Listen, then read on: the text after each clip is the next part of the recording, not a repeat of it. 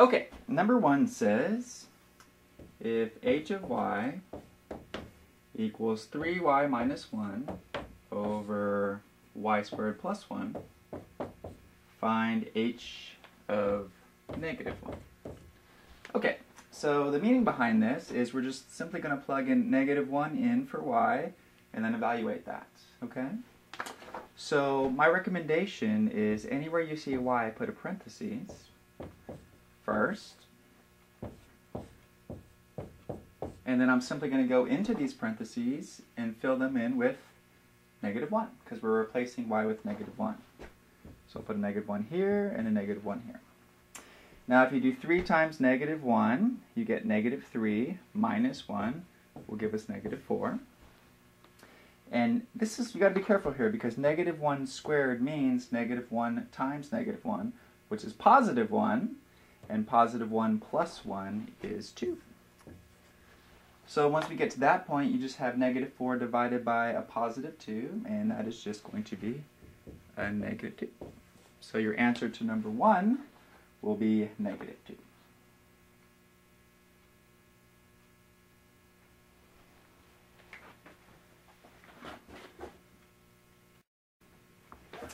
Okay, let's take a look at number 2 here. Number 2 says f of x equals 8 minus 2x, all divided by 2x minus 8. So this is our function, f of x equals 8 minus 2x divided by 2x minus 8. And then we want to find f of negative 5.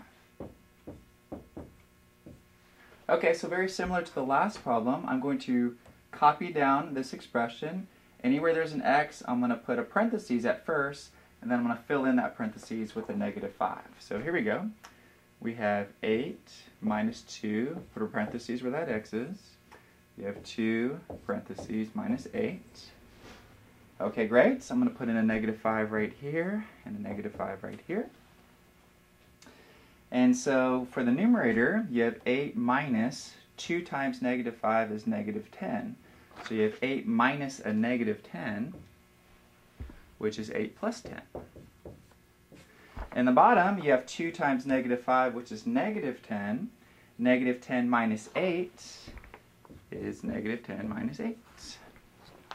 So for our numerator, we'll get 8 plus 10, which is positive 18. And our denominator, you'll get negative 10 minus 8, which is negative 18. If you divide that, you'll simply get negative 1. Okay? And in this particular problem, if you were really slick, 8 minus 2x divided by 2x minus 8, that is something we learned before to be opposites. Okay? So actually, if you have the same terms with a minus, see how it's 8 minus 2x and 2x minus 8? Those are opposites of each other. So technically, at the beginning, you could have reduced that and said it was negative 1, but it's nice to see that as we worked it out, it came out to negative 1. There you go.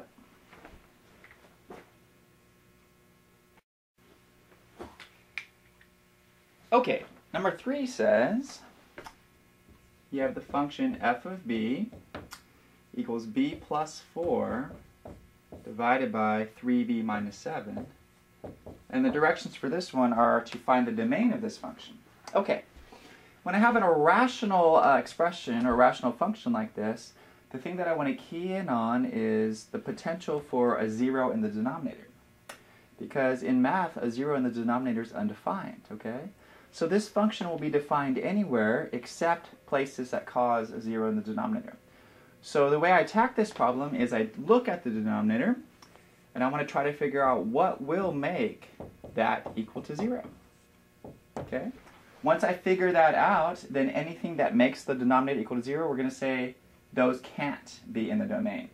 So your domain will be all real numbers except what causes the denominator to be 0. Okay, so if I solve this, I'll add 7 to both sides. Get 3b equals 7, and then we divide by 3. So the only bad number, what we call restriction here, would be 7/3. You cannot have b equaling 7/3 because that would cause a 0 in the denominator. Okay? So the way I would write this is I would say, okay, great. Our domain is all real numbers. You can have any number except b equals 7/3. So b can be anything you want except 7/3. Okay? And that's it.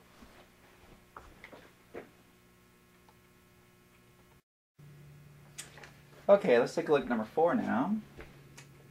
For 4, we have the function f of x equals 2x minus 1 over x squared minus 7x plus 10.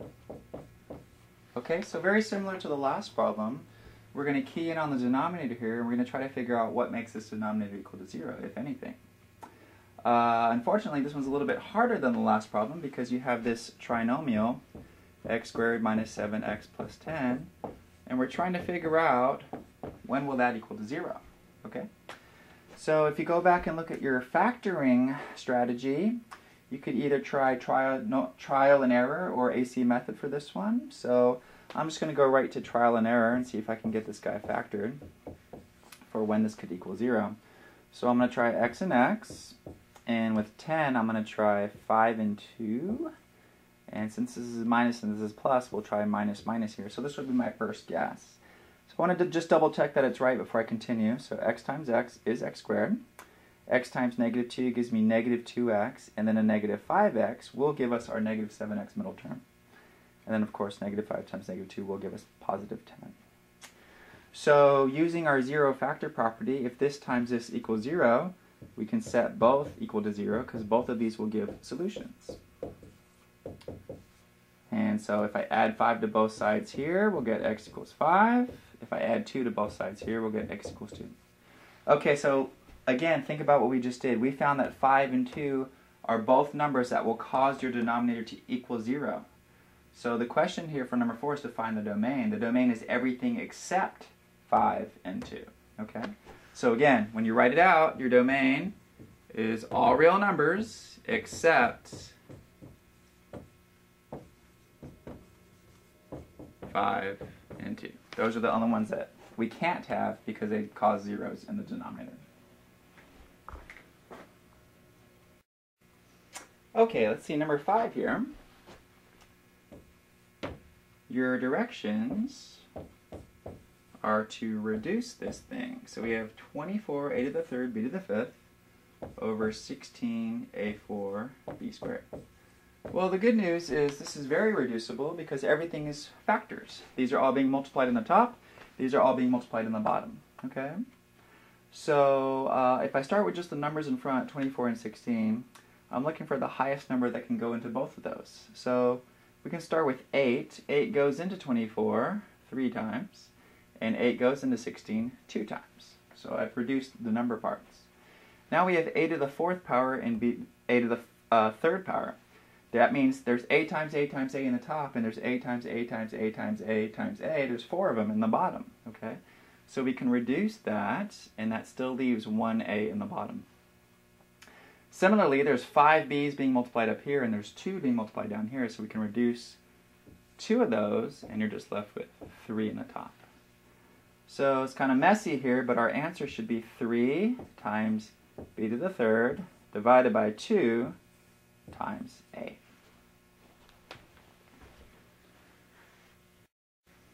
Okay, let's take a look at number 6. M squared minus 4m plus 4 all divided by m squared plus m minus 6. Okay, if I'm asked to reduce this and simplify this, there's nothing I can do at this point. You can't reduce anything until they're factored, okay? So these are terms right now, things being added and subtracted, and I need to get them to factor. So once I have things being multiplied, which are what factors are, then I can reduce. So I'm going to go to the top here, and I want to factor this, and I want to go to the bottom, and I want to factor this. So ideally, we'll have something looking like this when we're done with this thing, and then maybe we'll produce something that we can actually reduce out, okay? All right, let's start with the top here. I'm going to do trial and error, so let me try m minus 2 as my starting point and see if that works. Well, you get m times n, which is m squared, m times negative 2, and another negative 2 times n, which does give me that negative 4m, and then negative 2 times negative 2 is 4. So I got that one correct. let's go to the bottom. Let's try m, looks like maybe plus 3, and minus 2. And so just to double check, m times m is m squared. Then you get minus 2m plus 3m, which gives me a plus 1m. And then 3 times -2. So we have it factored correctly. Notice I've produced a common factor that I can reduce, m minus 2, m minus 2. So what's left here is going to be my answer. M minus 2 divided by m plus 3.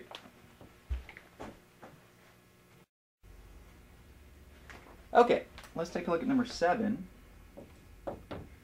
7 says h squared minus 3h minus 10, all divided by h squared minus 2h minus 8. Okay? So this is very similar to the last problem. Again, my job is I can't reduce anything until I factored everything.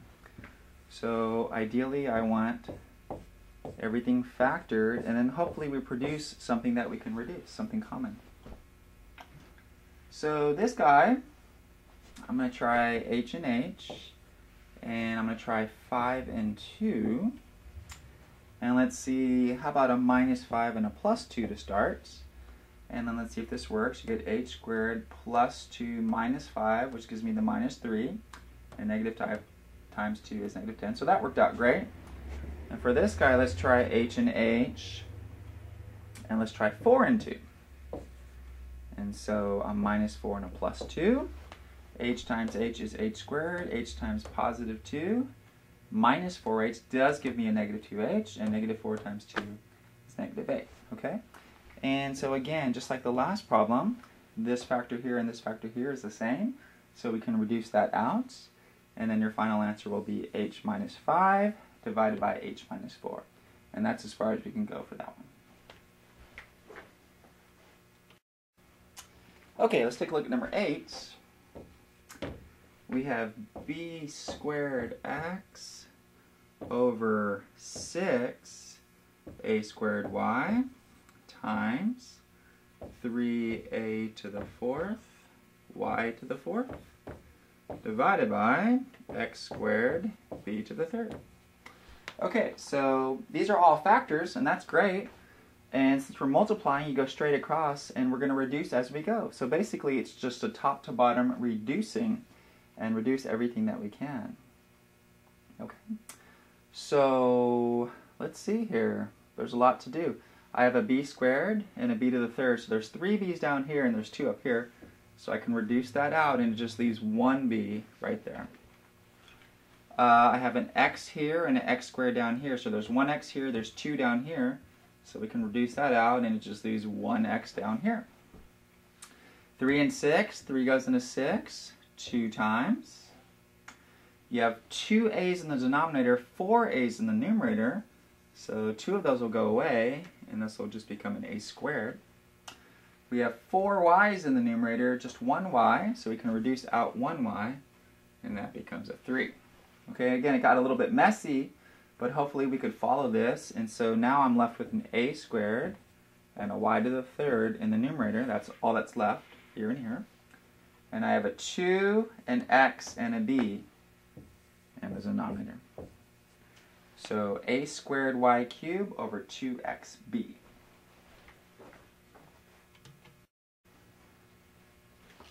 Number 9. It's similar to the last problem, but one specific difference. Let me get it written out here.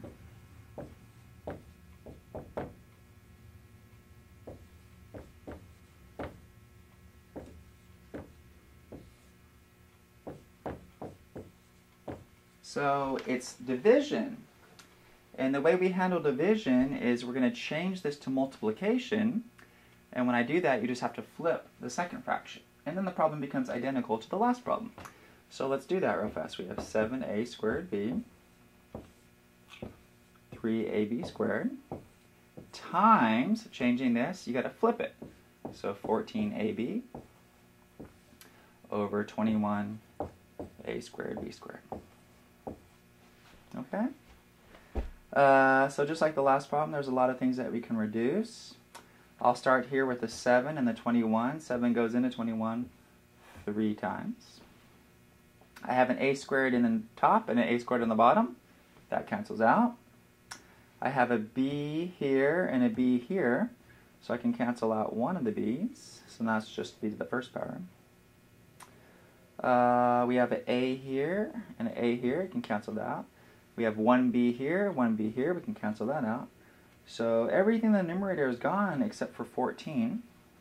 And then I have 3 times 3 b squared in the bottom. So I have 14 divided by 9b squared. So I've done everything I can, and then my answer, this is it in reduced form. 14 over 9b squared. Okay, let's take a look at number 10. 3y squared minus 3y over 3y minus 12 times y squared minus 2y minus 8 y squared plus 3y plus 2. Okay, so a little bit more difficult than the last couple examples because these are all terms. So I need to create all factors, and then if there's any factors top to bottom that I can reduce, I'll reduce them out, and then whatever's left, that will be our answer. Okay, so that's the strategy for this problem. In the numerator, notice I can pull out a 3y. So GCF on this guy is 3y, and that'll leave a y minus 1 in the top. Down here you can pull out a 3 common to both, and you're left with y minus 4. So I'm creating all factors at this point. Here we have a trinomial, so we're going to have to do trial and error or AC method, and same thing with this guy, trial and error or AC method. So if you're an AC method person, just go to the side of your paper and use AC method, and then get it factored correctly and come back. Okay? I'm going to do trial and error because I can look ahead and kind of see how these are going to work. So this is going to be a y and y. Looks like a minus 4 and a plus 2 to create a negative 2y in the middle and a negative 8 in the end. This one looks pretty easy. It looks just like it's just going to be y plus 2, y plus 1. Okay. Once you have it all correctly factored, then you're good to go to try to cancel whatever you can, top to bottom. So we have this guy. We have this guy, y plus 2's. We have the 3's. And that looks like it. So in the top I have y times y minus 1. And in the bottom I have the factor y plus 1. And again, you can't reduce these unless it's the whole factor. So that's going to be my final answer. Y times y minus 1 divided by y plus 1. Okay, let's take a look at 11. Let's see, 8a squared minus 6ab minus 9b squared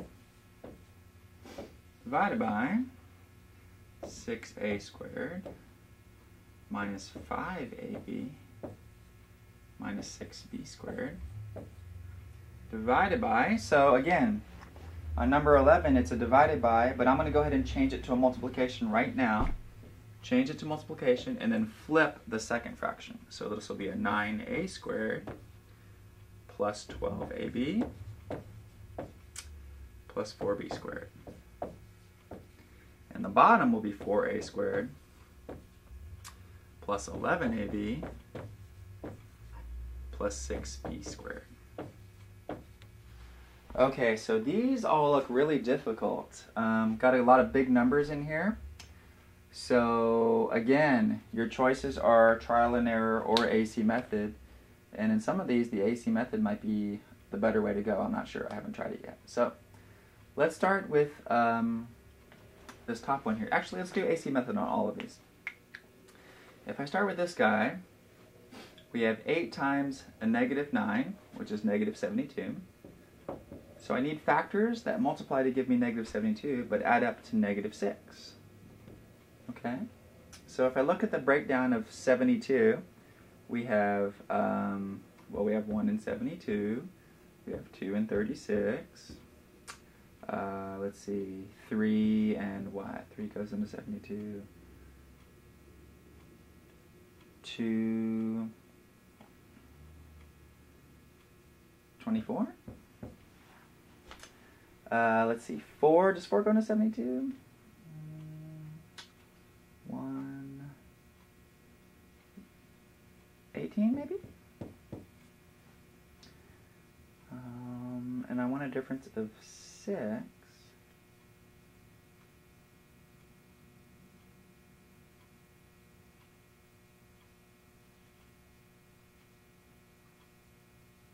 Does 6 go into 72? Let's see. 1 and 12? Yeah. Okay, so there it is, 6 and 12. So that took a little bit of time, but if I use a positive 6 and a negative 12, that will produce a negative 6, okay?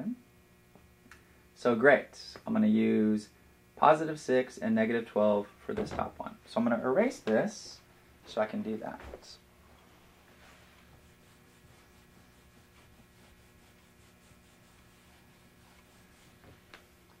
So instead of this, I'm going to use a positive 6 and a negative 12.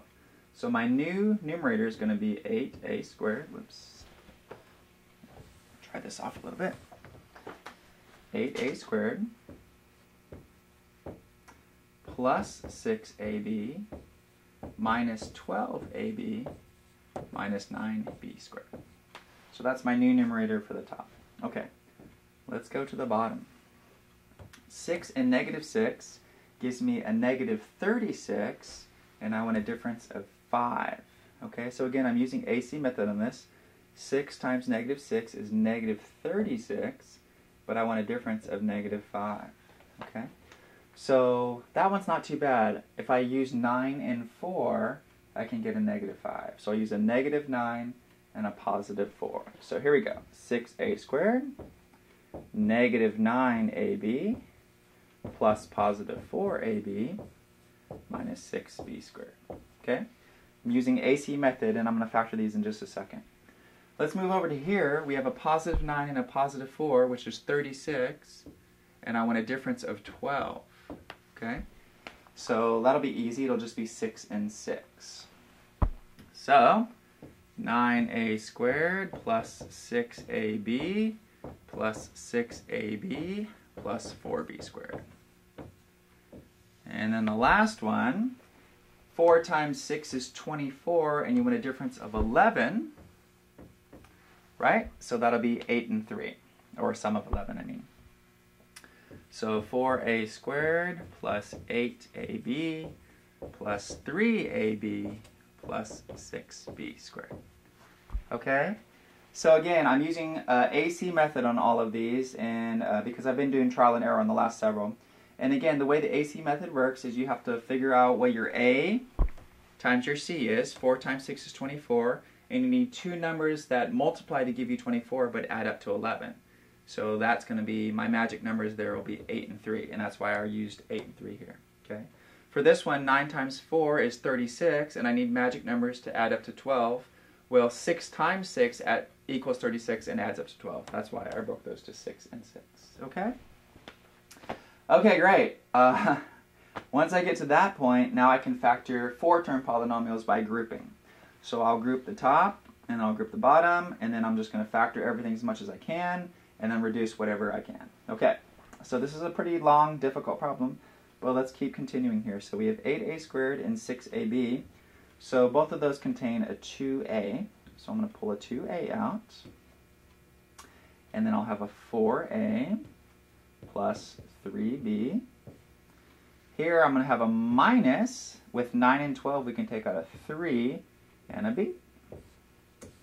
So negative 3b times 4a. And negative 3b times, let's see, positive 3b will produce a negative 9b squared. Okay? I'm running out of room here, but let's go ahead and go to this guy. This guy has a common factor of 3a. So I have 2a. 3a times a negative 3b will give me that. Here I can pull out a positive 2b. If I pull a 2b out, you'll get a 2a common, and then minus a 3b. Okay? And notice we produced the common factor here and a common factor here, which is exactly what was intended. Let's move on here. I can pull out a 3a. And if I pull out a 3a, I'll get a 3a plus 2b. And similarly here with these guys, I can pull out a 2b. So you'll get 3a plus 2b. And really running out of room. Here with 4a and 8a, you can pull out a 4a. And you're left with a plus 2b. With 3ab and 6b squared, I can pull out a 3b. And I'm left with a plus 2b. Okay? Okay, now I need to pull the common factor out of each of these. So I'm going to go back and erase the top so I can continue the problem and hopefully finish it. So now, in the numerator, I have a common factor of 4a plus 3b times 2a minus 3b. In the denominator, we've produced a common factor of 2a minus 3b times 3a plus 2b times. Over here, I got a 3a plus 2b is common times 3a plus 2b. And in the bottom, I have a plus 2b is common times 4a plus 3b.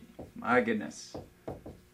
Finally then, I have all of these pieces factored, and now I'm going to start eliminating and reducing like crazy. So let's see, I have a 4a plus 3b here and one down here. Can get those guys to go. I have a 2a minus 3b here, a 2a minus 3b here. I have a 3a plus 2b here and a 3a plus 2b here. And I believe that's it. So our final answer is going to be 3a plus 2b divided by a plus 2b. See if I can just kind of squeeze that in here. 3a plus 2b divided by a plus 2b. And that's it, okay? So it took a long time, but get everything factored and reduce all of those factors, and whatever's left is my answer.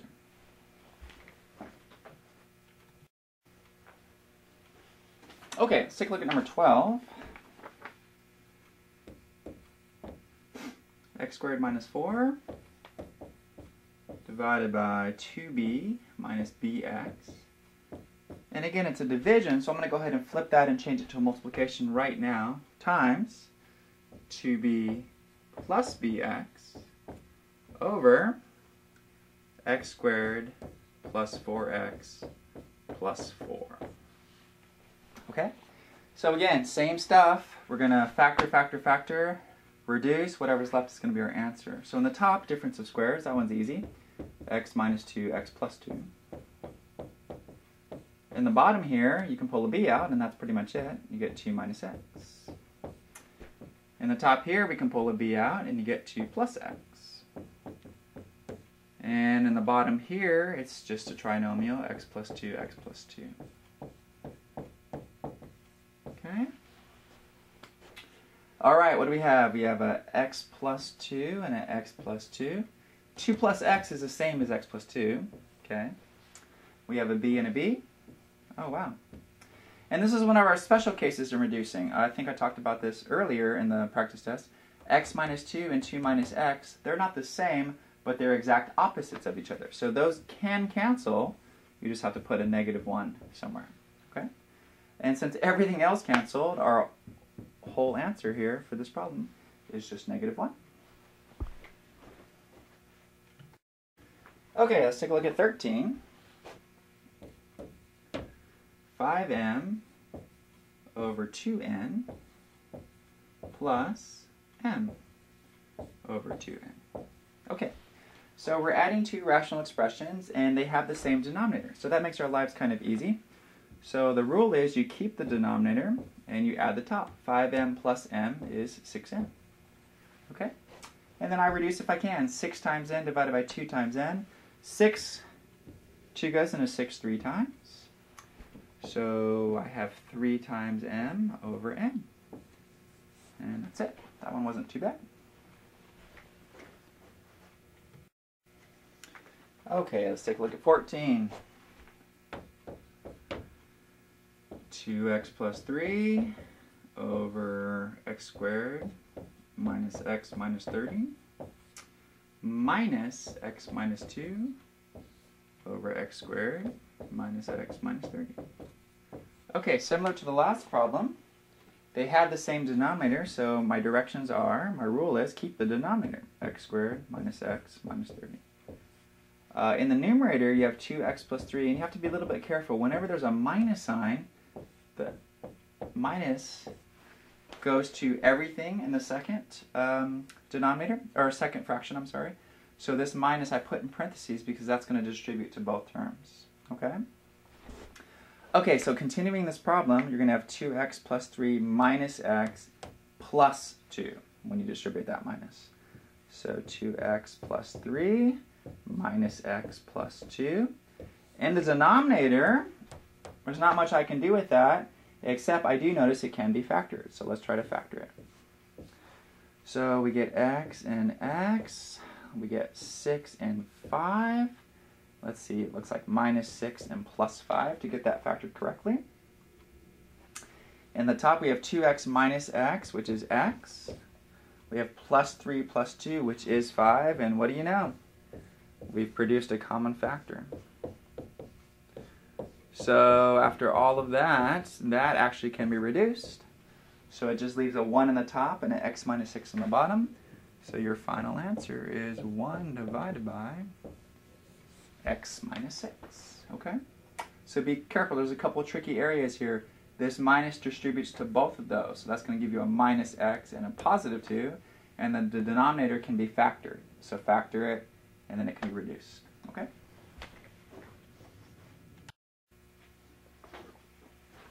Okay, number 15. 6d over d squared minus 4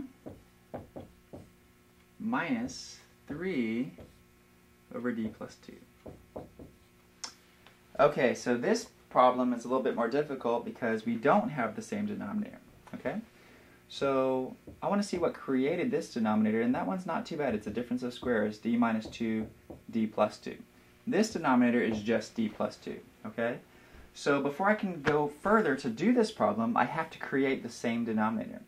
So if I want to make this denominator look like this denominator, I have to multiply by a d minus 2. Okay? That's the only way to do it. So you can't just multiply anything you want by a d minus 2 without changing stuff. So what I have to do here is I need to multiply this by d minus 2, but to keep the fraction the same, I have to also multiply the top of the fraction by d minus 2. Now I've created the same denominator, and now I can continue with the problem. Okay? So what we've done, now we have a 6d minus 3 times parentheses d minus 2. Okay, so let's just evaluate this first. 3d minus 6. And then, like I said before, this minus is going to distribute to both of those. So you're going to get a minus 3d and a minus minus 6, which is a plus 6, over d plus 2, d minus 2. Okay, so a lot's going on here.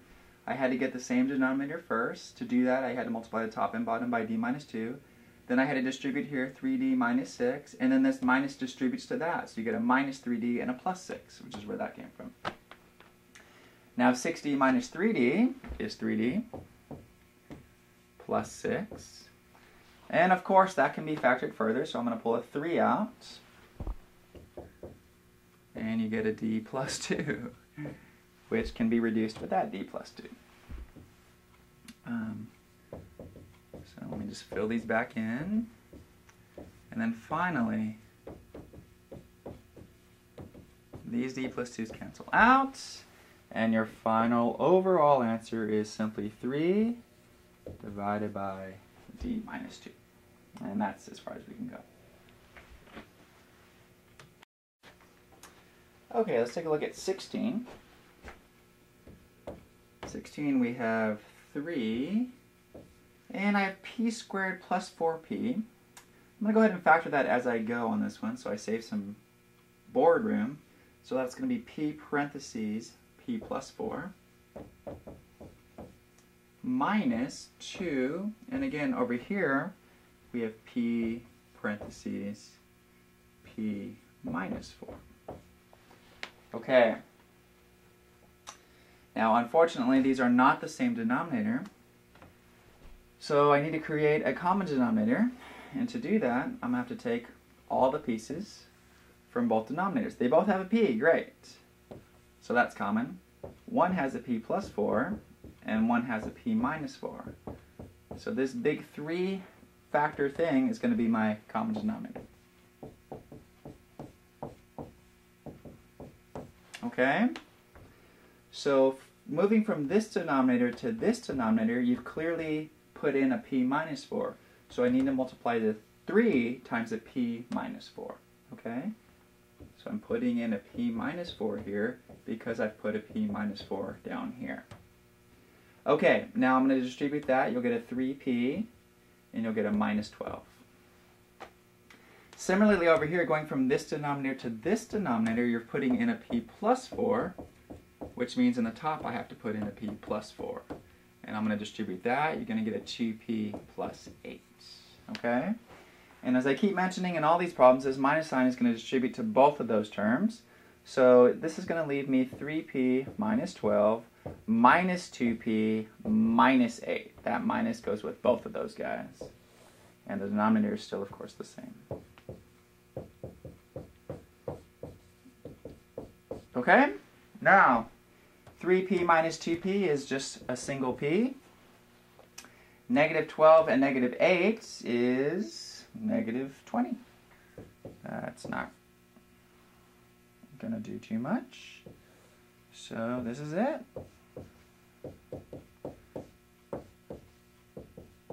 P minus 20 divided by p plus 4 divided by p minus 4.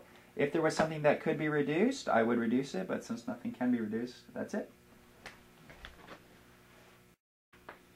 Okay, let's take a look at 17.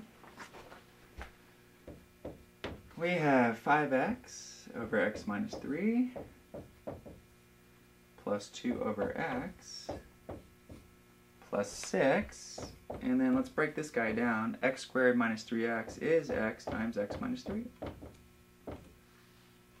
Okay, so we have x minus 3x and x minus 3. So all of them need to have the same denominator, and that's going to have to be x times x minus 3.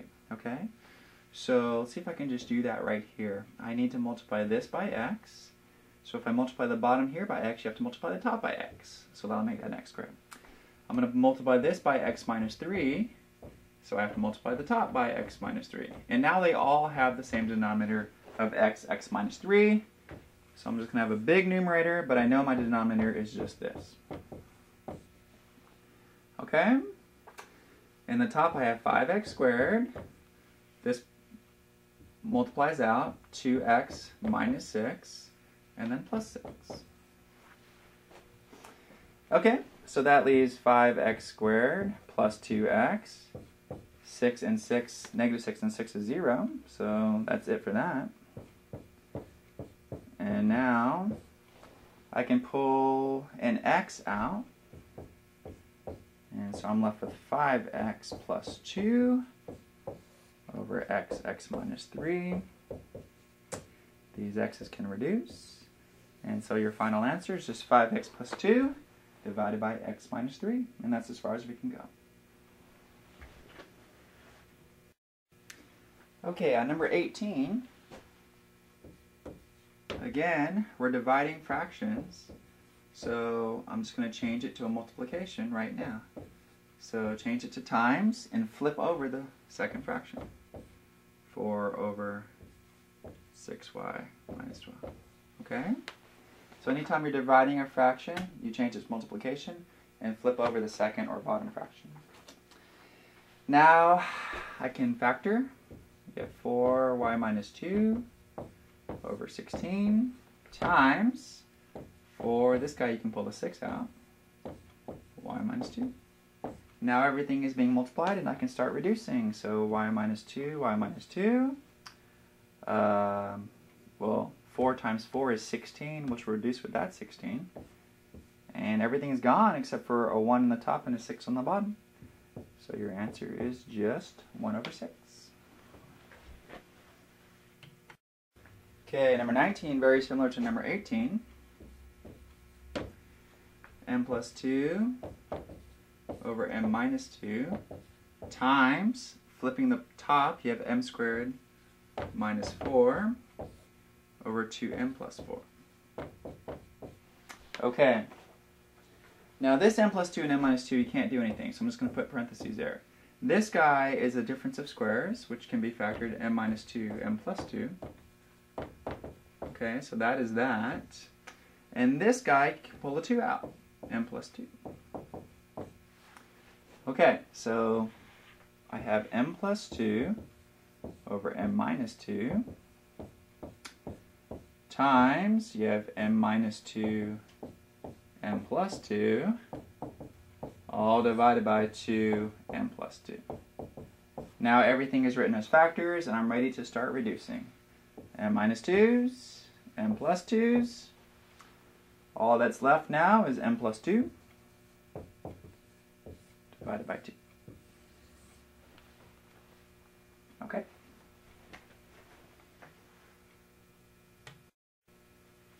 Okay, number 20. Solve the equation. Finally, we're at equations now. So 4x, and I'm going to go ahead and factor this. You get x minus 5, x plus 5, plus 2 parentheses x minus 5 equals 1 over x plus 5.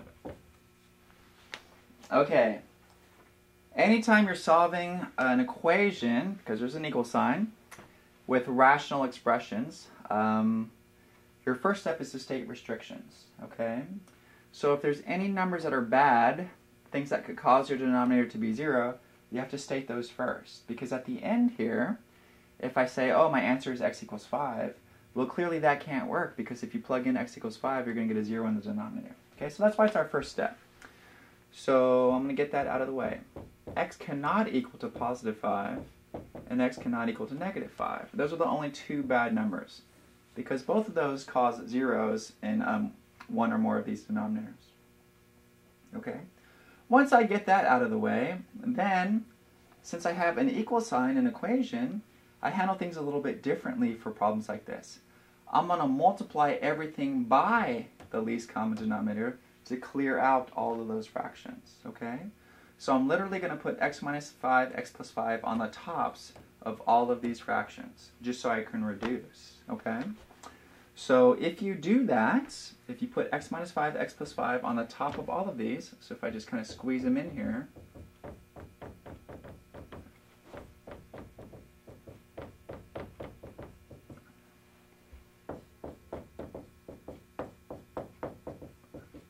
okay, what happens is things reduce out, and in the first number, all I'm left with is 4x. Over here, things reduce out, and you're just left with 2 times x plus 5, because the x minus 5 is reduced. In the second side, over here, the equal sign, x plus 5 is reduced out, and you're just left with 1 times x minus 5, which is x minus 5. Okay? So this ugly equation with all these fractions, now I reduced all of those out, and I just have this. So I have solved this equation, which is not too bad, right? So to solve an equation like this, I get x's on one side and numbers on the other, and then I go to work. So let's see, 4x plus 2x plus 10 equals x minus 5. 4x plus 2x is 6x. All right, I have x's. I'm going to bring the x over here. I'm going to bring the 10 over there. So subtract x from both sides and subtract 10 from both sides. And I get 5x equals negative 15. Dividing both sides by 5. X equals negative 3.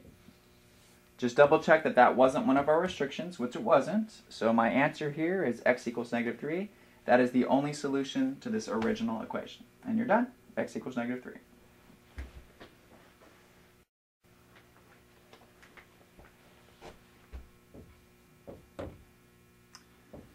All right, on 21,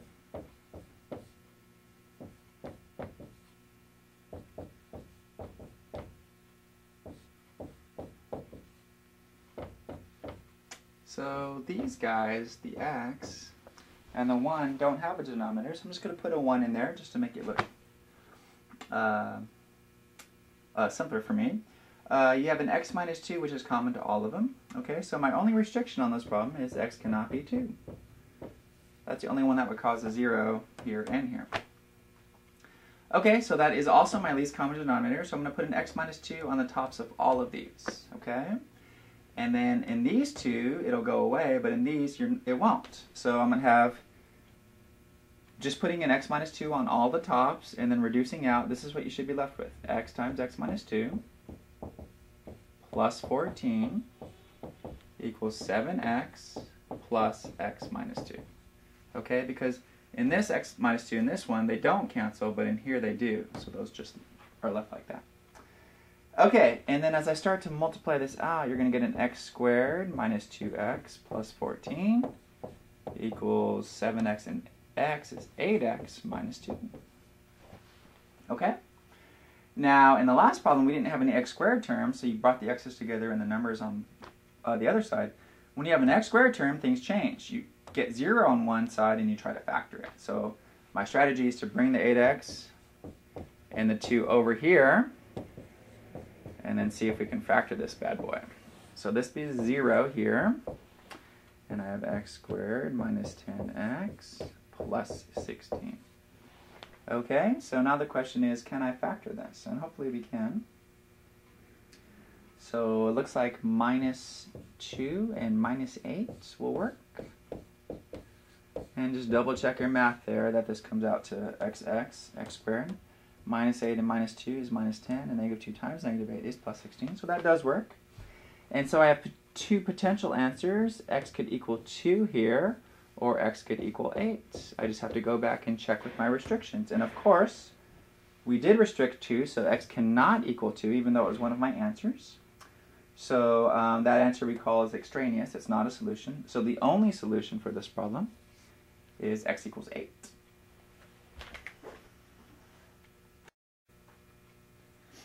All right, let's see, number 22.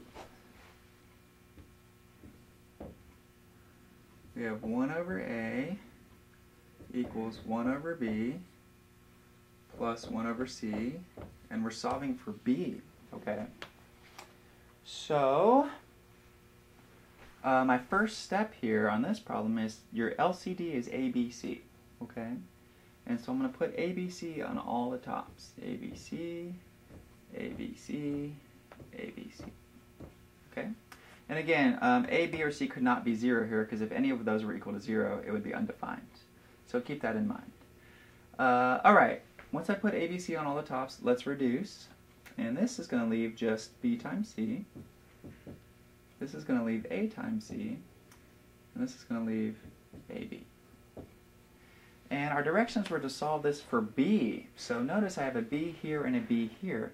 So I have to get the things with B together on one side. So let me subtract this AB term over to here. So you're left with BC minus AB. Okay? Now we have a little trick here. Since B is in both of these and you want B equals at the end, you're going to have to factor a B out here. And so if you factor a B out, you'll have C minus A. Now finally, to get B completely by itself, I have to divide both sides by C minus A. Okay? And then finally, B equals A times C divided by C minus A. Okay? So the two things that you have to do is get the things with B together on one side and then factor out that B. So you can have B equals, just a single B equals at the very end. So AC divided by C minus A.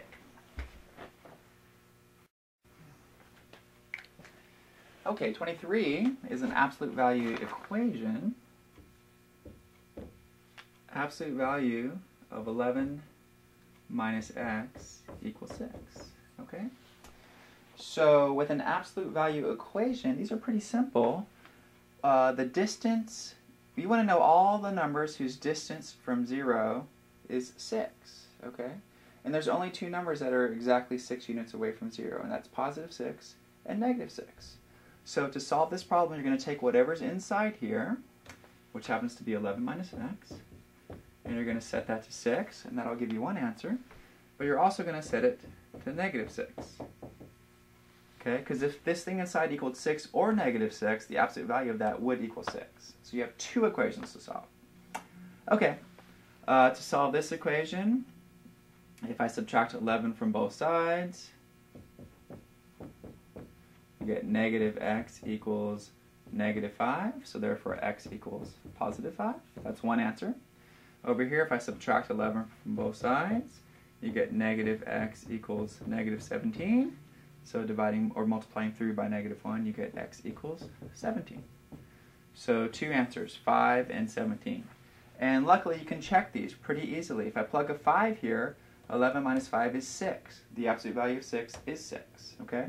If you plug in 17, 11 minus 17 is negative 6. But guess what? The absolute value of negative 6 equals 6. So both of these answers work in this problem.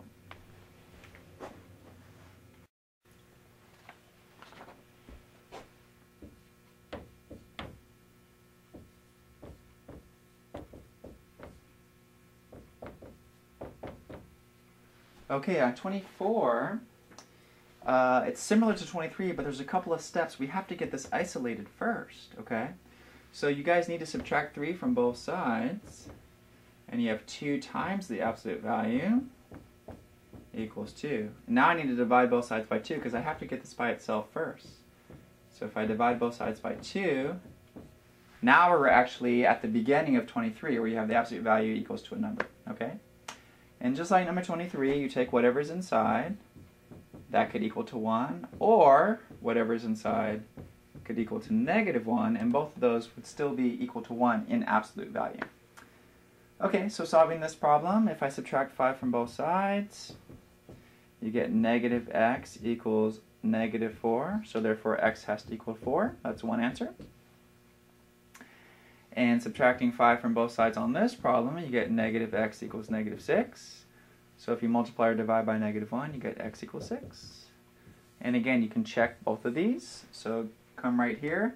5 minus 4 is 1. The absolute value of 1 is 1. 5 minus 6 is negative 1, and the absolute value of negative 1 is 1. So you have two answers again, 4 and 6, which is what we kind of assumed we would get two answers.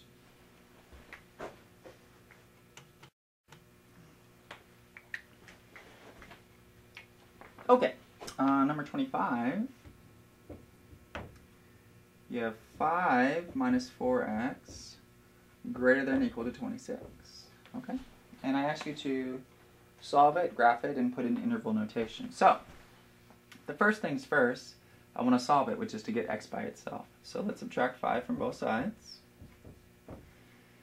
And you'll get negative 4x is greater than or equal to positive 21.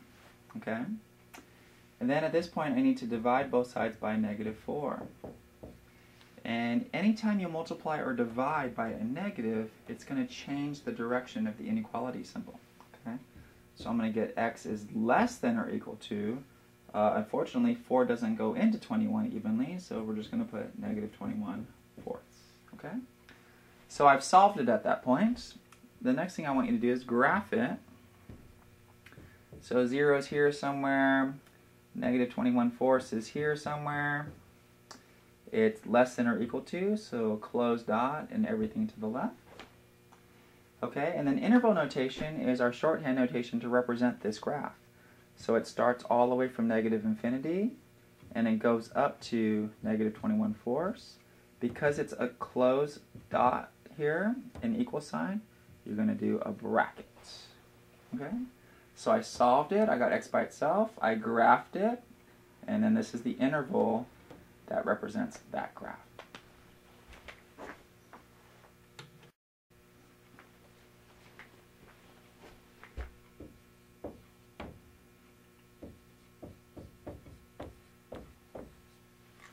Okay, same sort of thing here.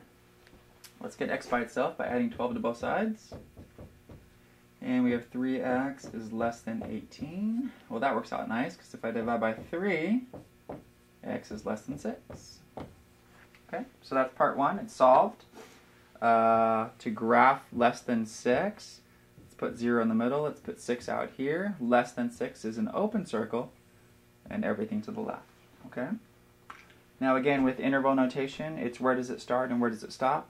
Everything to the left starts at negative infinity, and it's going to end at 6. Because it's an open circle, there's no equal sign. That's when we use a parentheses. So it's negative infinity, comma, 6. Okay, 27 is a compound inequality. So you have negative 3, 2x minus 1 over 3, less than 7. Okay, so in this case, you want to try to isolate x by itself, and whatever you do here, you have to do to every side. Okay, so there's kind of like 3 sides here. So I want to first start by multiplying through by 3. So I'm going to multiply this by 3, this by the 3, and this by 3. If you multiply the center by 3, it reduces with the bottom 3. So multiply by 3, and you should get that. If I add 1 to every side, so now I'm going to add 1, add 1, add 1, we get negative 8, 2x, 22. I'm trying to get x isolated, so now I'm going to divide everything by 2, and I get negative 4 less than x less than 11. Okay? Once I have x isolated, then I have it solved. So that's part 1. Step 2 is to graph this. Well, here I have 0. Somewhere way out here I have 11. Somewhere closer I have negative 4. There's no equal sign anywhere, so it's open parentheses or open circle from negative 4 to 11. Okay? And then the interval will be, it starts at negative 4, it ends at 11, and they're both open parentheses because they're open circles. There's no equal sign. So solving it, isolating x, graphing it, negative 4 to 11, not including the endpoints, and then there's my interval.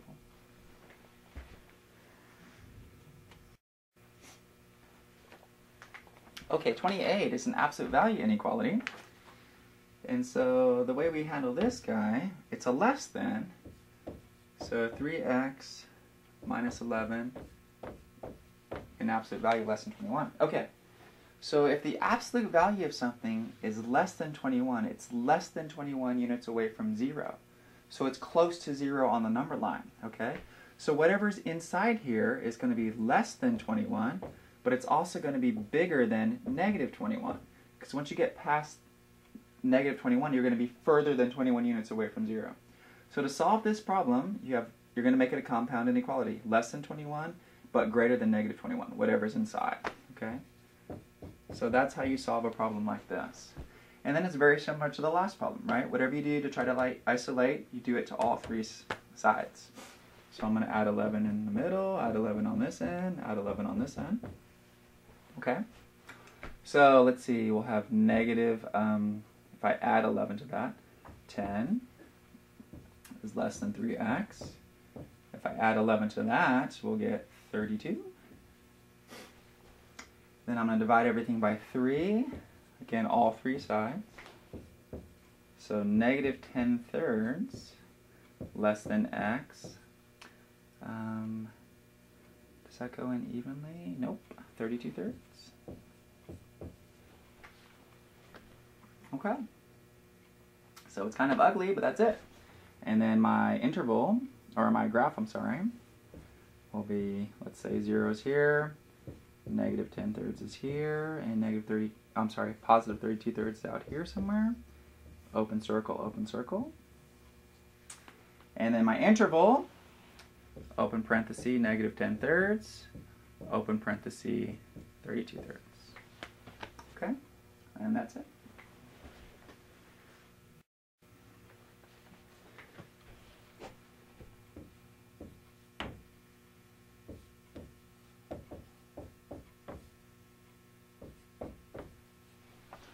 Okay, 29 is an absolute value inequality greater than. So if something is bigger than 5 units away, it's bigger than 5 or equal to 5 on the right side, or it's less than or equal to negative 5 on the left side, okay? So similar to the last problem, but I'm going to make this compound inequality like this. 5 minus 2x is bigger than or equal to 5, or 5 minus 2x is less than or equal to negative 5. So it's bigger than 5, bigger than or equal to on the right side, less than or equal to negative 5 on the left side. So it's the endpoints of the graph as opposed to the middle points with the last problem with it, less than. Okay? So here we go. Let's solve this out. Subtracting 5. You get negative 2x is greater than or equal to 0. So if I divide by a negative 2, you're going to get x is less than or equal to 0. Over here, if I subtract 5 from both sides, you get negative 2x less than or equal to negative 10. Dividing by a negative 2, anytime you divide by a negative, it switches the sign. X is bigger than or equal to positive 5. Okay? So you have x is less than or equal to 0. All of those will give you answers. Or x is greater than or equal to 5. To graph this, 0 right here, 5 here. Less than or equal to 0 is everything here. Greater than or equal to 5 is everything here. Okay? So this is the graph for my solution. And then in terms of interval notation, you do negative infinity up to 0, including 0, union together with everything from 5 to infinity. Okay? So this represents that interval together with union, this represents that interval. And that's it.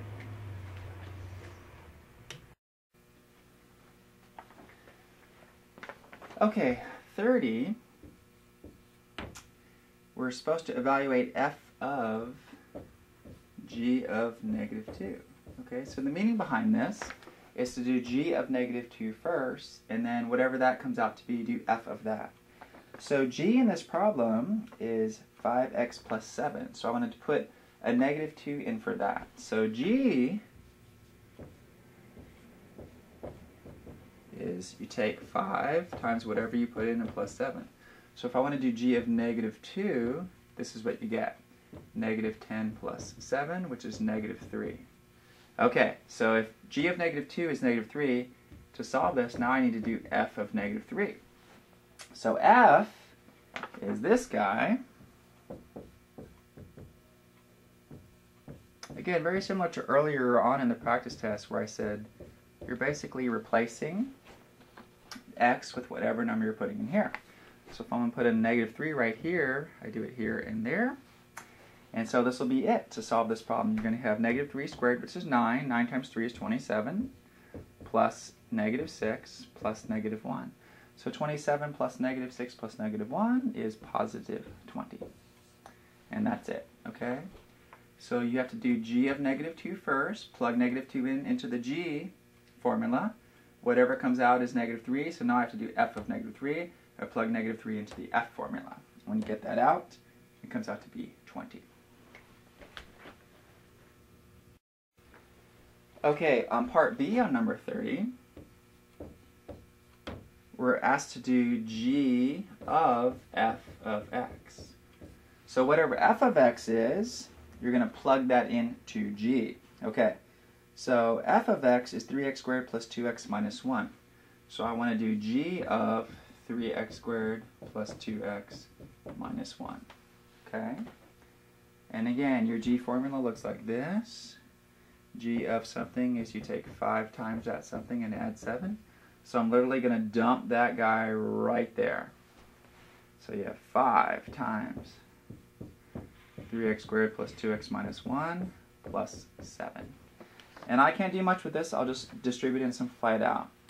So you're going to get 15x squared plus 10x minus 5 plus 7.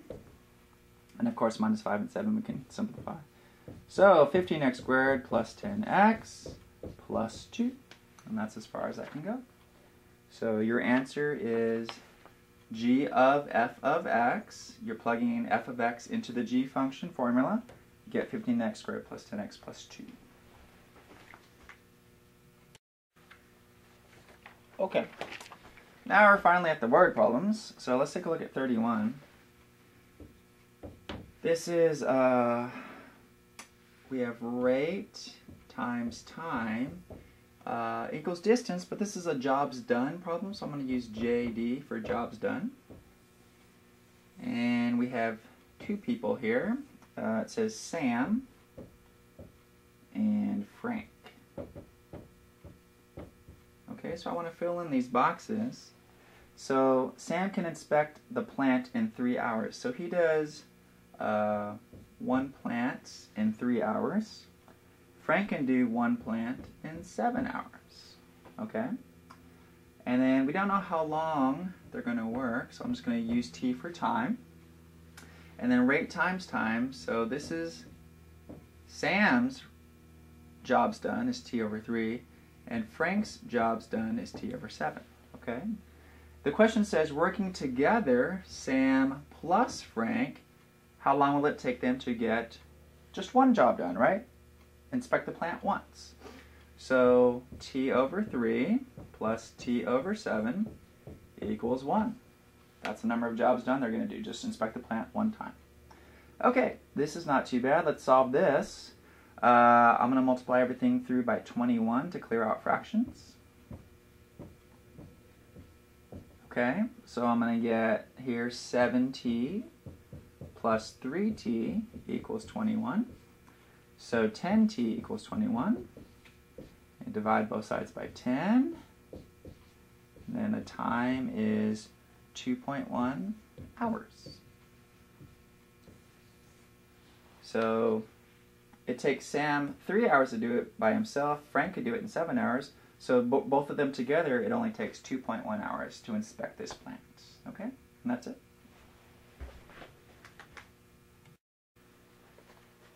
Okay, let's take a look at number 32. Again, it's a rate times time equals distance problem. In this one, the competing forces are upstream versus downstream. So you have rate times time equals distance. We're going upstream versus going downstream. Okay? So the current is 3 miles per hour. If the barge can go 6 miles upstream, so upstream, the distance is 6 miles. In the same time it takes to go 10 miles downstream, okay, find the rate, or the speed. Okay, so we don't know how fast the barge is moving, but when we know it's going upstream, it's going against the stream. So you're going to have to subtract 3. When you're going with the stream, it's going however fast the barge is going plus the 3 miles per hour. Okay? Now, our rule is rate times time equals distance. So time is distance divided by rate. Okay? So, what I'm going to do here is I'm going to fill in this is 6 divided by r minus 3, and this is 10 divided by r plus 3. Okay? And in the problem, it specifically states in the same time. Okay? It can go 6 upstream in the same time it goes 10 downstream. So I need to set these times equal to each other. Same time means equals time.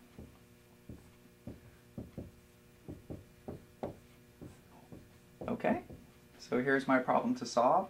This is very similar to back when we were doing rational equations. So first is first, the rate can't be 3 or negative 3, right? Because those would cause it 0 in the denominator.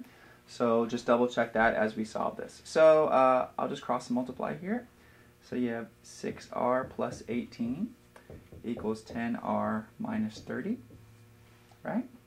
If I subtract 6r and add 30 to both sides, so subtract 6r and add 30, we're going to get 4r equals 48. And if I divide by 4, this works out really nice. My rate is 12. So 12 miles per hour. Everything was in miles per hour. So the speed of the barge is going to be 12 miles per hour. Okay, let's take a look at 33.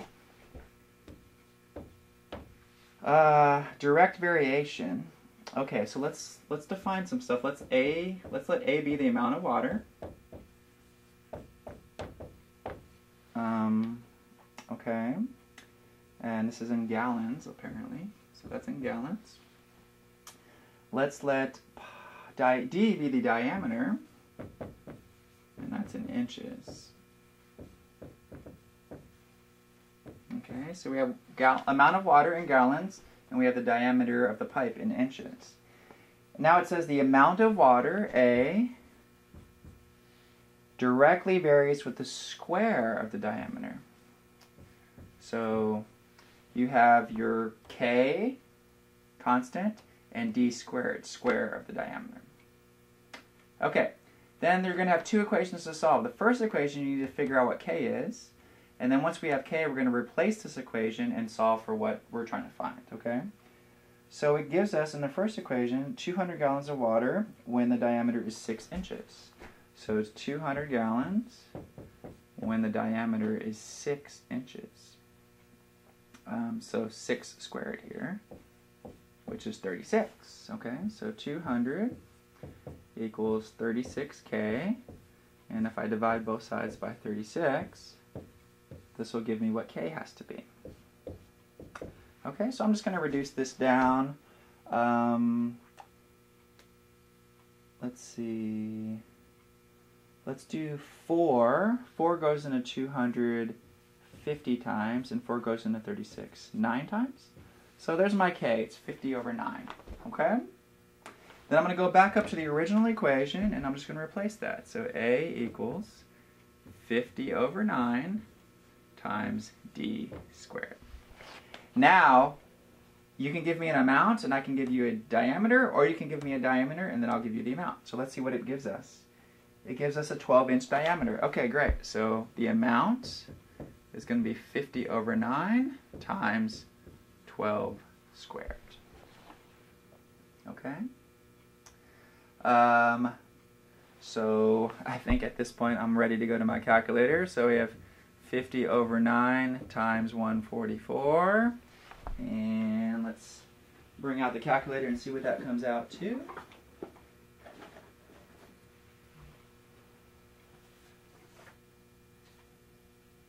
Comes out to 800 gallons. Okay, so the amount is 800 gallons.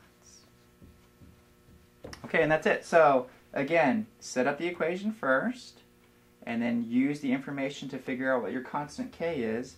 Once you have that, go back to the original equation, plug in what K is, and then if they ask for a diameter, you can get that, or if they ask for an amount, you can get that. Okay? All right, let's take a look at 34. The strength of a wood beam varies inversely with its length. So let's let S be the strength. And then L will be the length. Okay, and it says inverse variation. So the strength, K over L. That's our setup. Then it says a 33 foot long can support 1,200 pounds. Okay, so the length is 33 and the support is 1,200. So let's solve this equation. 1,200 equals K over 33. Okay, so you can just cross multiply here, and K is going to be whatever 1,200 times 33 is. Again, let's go to the calculator for that. So let's see really quickly what that is.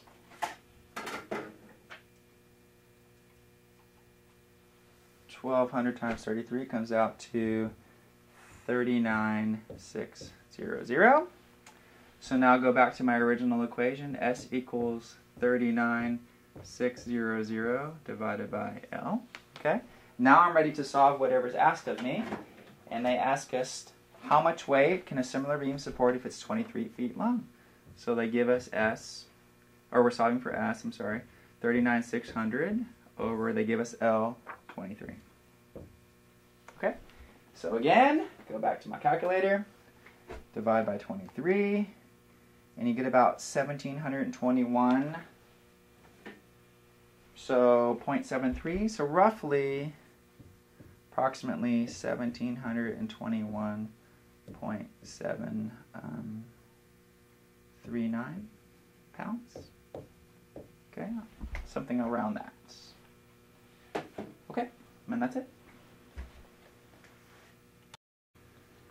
Okay, finally at our last problem here, number 35, says a 5-foot person casts an 8-foot shadow. So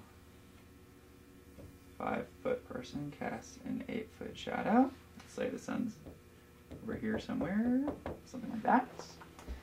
And a nearby tree casts a 30-foot shadow. So how tall is the tree? Okay, so we're doing a similar triangles, right?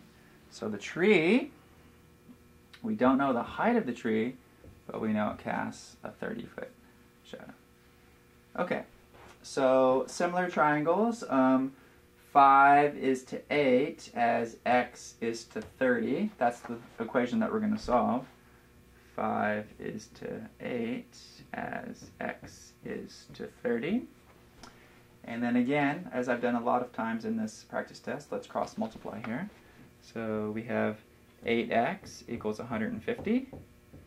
And if I divide both sides by 8, x is 150 divided by 8, which doesn't go in evenly, of course. So let's see what that is. 150 divided by 8, 18.75. So 18.75, and we were talking feet here. So 18.75, or 18 3/4 feet. Okay?